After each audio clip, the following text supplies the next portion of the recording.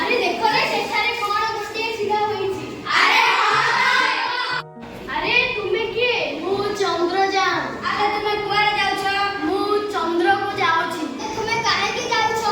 ଚନ୍ଦ୍ର ପୃଷ୍ଠରେ କଣ କଣ ଅଛି ମୁଁ ତାହାକୁ ଅନୁସନ୍ଧାନ କରିବାକୁ ଯାଉଛି। ତୁମେ ମାନେ ମୋ ସାଥିରେ ଯିବ କି? ନାହିଁ ନାହିଁ, ଆମେ ଯାଇପାରିବୁ ନାହିଁ। ଆମକୁ ସ୍କୁଲ ଯିବାକୁ ପଡ଼ିବ।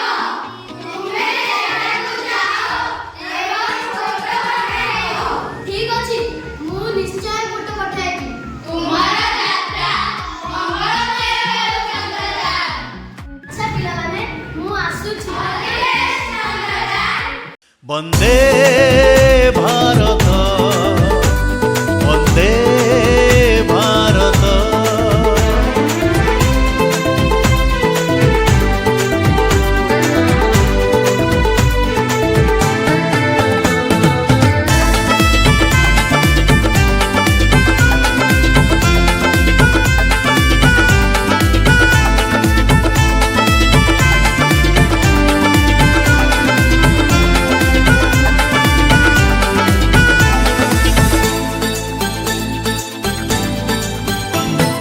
ରଚିଲା ଭାରତ ଆଜି ନୂଆ ଇତିହାସ, ଜହ୍ନରେ ଲେଖିଲା ନା ଧନ୍ୟ ଆମ